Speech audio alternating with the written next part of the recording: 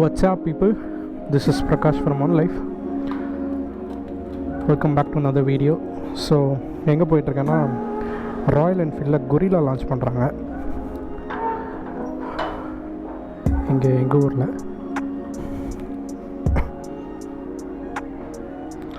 So Royal என்ஃபீல்டில் gorilla 450 launch பண்ணுறாங்க.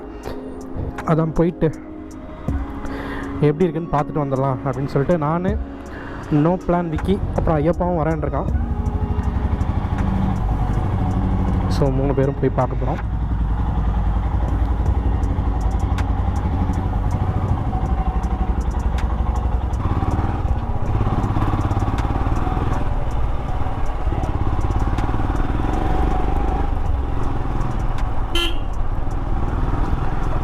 போயிட்டு ஃப்ரெண்டை கூட்டிகிட்டு, அவன் பைக் எட்டு வரானான்னு தெரில.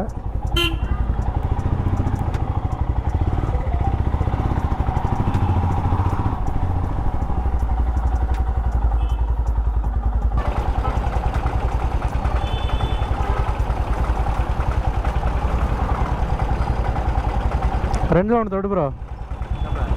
ஐயப்பா கொரில்லா தவறானா இல்லையான்னு யோசிச்சு பார்த்தோம்.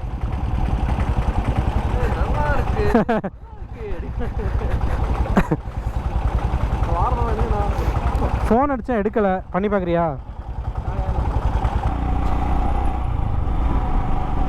ஸோ ஷோரூம் போயிட்டுருக்கோம். பக்கம்தான் எங்கள் வீட்டிலேருந்து, ஒரு 3 கிலோமீட்டர்ஸ் இருக்கும்னு நினைக்கிறேன், அவ்வளோதான். ஸோ ஷோரூம் போயிட்டுருக்கோம். ஷோரூம் கிட்டே போயிட்டு நான் கண்டினியூ பண்ணுறேன்.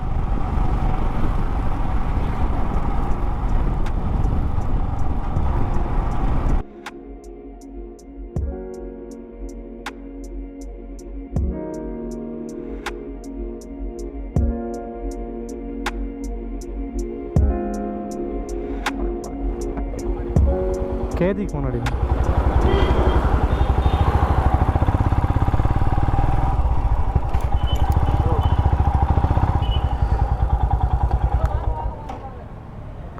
ப்ரோ.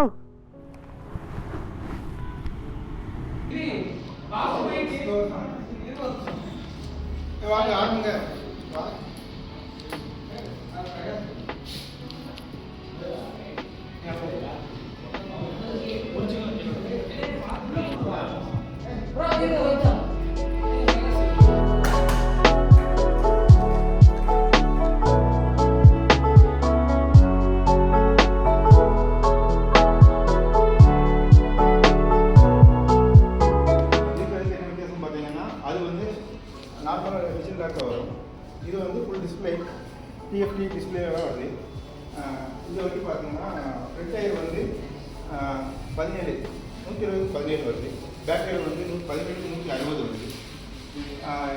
எல்லா லைட்டுமே எல்இடியில் தான் லான்ச் பண்ணியிருக்காங்க. Back light, front light, indicator எல்லாமே எல்இடியில் தான் வருது. ஏர்போர்ட் கெப்பாசிட்டி வந்து 11 லிட்டர் வருது. பழைய ஹிமாலயன் வந்து 17 லிட்டர் வரும்.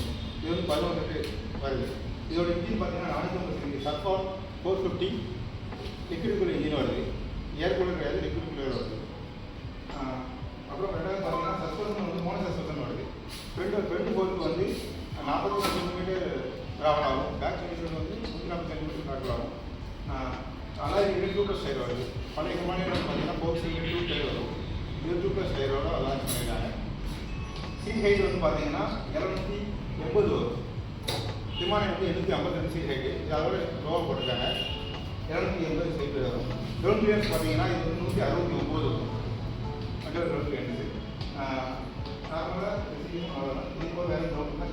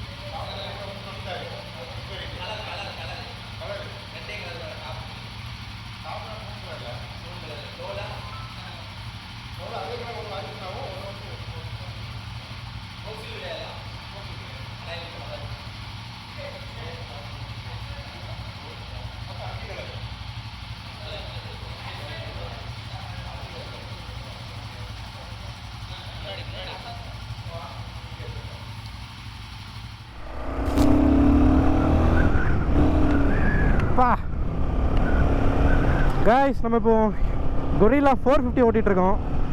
ஸோ இன்றைக்கி வந்து நெக்ஸ்ட் டே, நேற்று லான்ச் பண்ணாங்க, இன்றைக்கி நெக்ஸ்ட் டே டெஸ்ட் ட்ரைவ் ஓட்டிகிட்ருக்கேன்.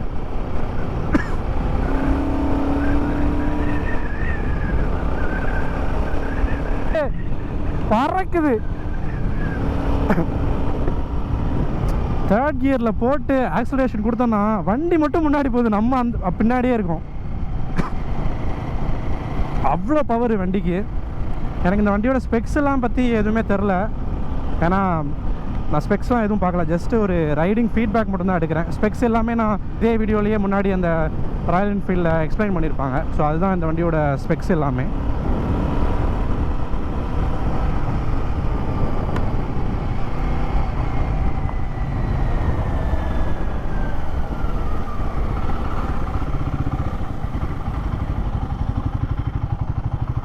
பறக்குது வண்டி. ரெக்கார்ட் ஆகுதா? ரெக்கார்ட் ஆகுதா? லைட் எரியுதா ரெட் கலரில்? ஆ, ஆக்சிலரேஷன் கொடுத்தா நான் அதே இடத்துல இருக்கேன், வண்டி முன்னாடி போகுது. செம்ம பர்ஃபார்மன்ஸ் கைஸ், பிச்சு வாங்குது. இப்போ பின்னாடி பார்த்தீங்கன்னா எனக்கு ஸ்பெக்ஸ்லாம் தெரில. ஸோ 160க்கு 60 கொடுத்துருக்காங்க. பெரிய டயர் இந்த செக்மெண்ட்லேயே, இதுதான் பெரிய டயரு. அண்ட் ஃப்ரண்ட்டில் வந்து 170க்கு 70. வண்டி வந்து 40 bhp ஆக்சுவலாக. இதில் வந்து பேஸ் வேரியண்ட்டில் ஹண்டரில் வர மாதிரி சின்ன டயல் தான் வருது. ஆனால் டாப் வேரியண்ட்டில் மட்டும் இந்த மாதிரி ஹிமாலயன் 450ல் வர்ற இது டிஜிட்டல் கன்சோல் வருது.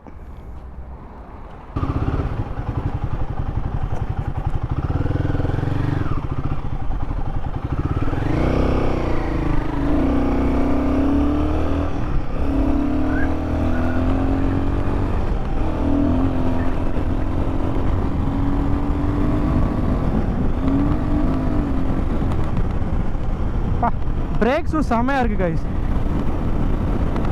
பிரேக்ஸ்லாம் பார்த்தீங்கன்னா அப்படி அடித்த இடத்துல நிற்கிறான். நம்ம ஹிமாலயன்லாம் ஓட்டிட்டு இதெல்லாம் பிரேக்லாம் பயங்கரமாக இருக்குது.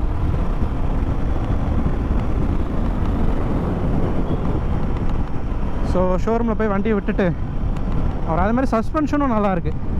இப்போ யூஸ்வலாக இது ஹண்டர் மாதிரி தான் பார்க்க இருக்குது, ஆனால் ஹண்டரில் வந்து டெலஸ்கோபிக் சஸ்பென்ஷன் வரும், இதில் வந்து மோனோஷாக், அதனால் சஸ்பென்ஷனும் நல்லா சூப்பராக ஸ்மூத்தாக இருக்குது.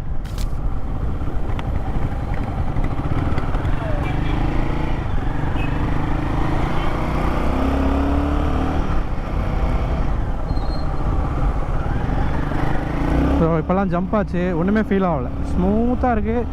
அதே மாதிரி பவரு சும்மா பயங்கரமாக இருக்குது. பவர் பைக்கும் பயங்கர நிம்பிளாக இருக்குது. ஒரு இடத்துலேருந்து இப்போ பாருங்கள் எவ்வளோ நிம்பிளாக இருக்குது பார்த்தீங்களா பைக்கு.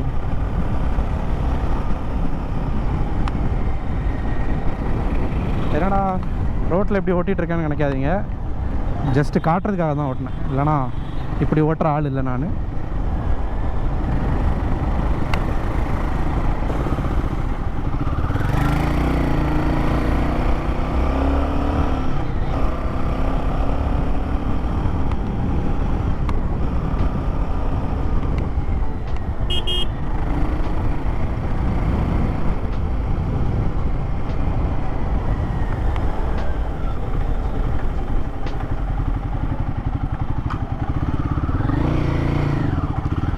நான் வந்துடுவா.